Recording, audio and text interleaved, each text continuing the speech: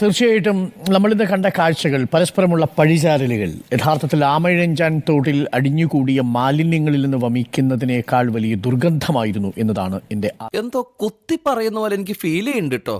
കുത്തിയില്ലല്ലോ, കുത്താൻ പോണല്ലേ ഉള്ളൂ. ആദ്യത്തെ ടേക്ക് അത്യന്തം നിരാശയാണ് ഈ രണ്ടു ഭാഗത്തുനിന്നും ഉണ്ടായത്. അതിൽ കോർപ്പറേഷൻ്റെ മേയറുടെ ഭാഗത്തുനിന്നുണ്ടായതും വളരെ ഗുരുതരമായൊരു അനാസ്ഥയാണ്. പക്ഷേ അതിനെ അവർ പ്രതിരോധിക്കാൻ ശ്രമിച്ചത് വളരെ വിചിത്രമായി എനിക്ക് തോന്നി. ഇതിലേറ്റവും പ്രധാനപ്പെട്ട കാര്യം, ഒരു KSRTC ബസ് നിങ്ങൾ തടയാൻ കാണിച്ചതിൻ്റെ 10-1 ജാഗ്രത മതിയായിരുന്നു. ആമയിഴഞ്ചാൻ തോട്ടിൽ ഈ പറയുന്ന മാലിന്യങ്ങൾ കുന്നുകൂടി കിടക്കുന്നുവെന്നും അത് നീക്കം ചെയ്യേണ്ടതിന് റെയിൽവേയുടെ ഉത്തരവാദിത്വമാണെങ്കിലും റെയിൽവേ അത് ചെയ്യുന്നില്ലെങ്കിൽ പോലും അതിൻ്റെ ഫലം അനുഭവിക്കേണ്ടി വന്നിരിക്കുന്നത് ഈ കോർപ്പറേഷൻ പരിധിയിൽ തന്നെ താമസിക്കുന്ന ഒരു സാധാരണക്കാരനായ ഒരു മനുഷ്യൻ്റെ ജീവനാണ് എന്നുള്ളത്. അപ്പൊ തുടങ്ങിക്കഴിഞ്ഞല്ലേ?